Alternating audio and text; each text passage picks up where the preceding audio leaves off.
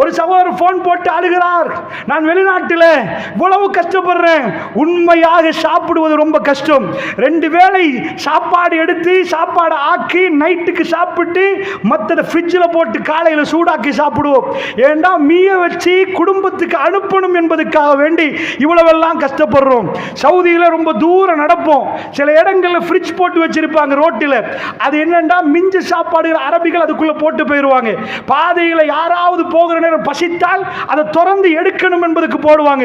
அவ்வளோ தூரம் நடந்து போய் திறந்து பார்ப்போம் ஏதாவது உண்டான்னு, அதை எடுத்துட்டு வந்து சூடாக்கி சாப்பிடுவோம்.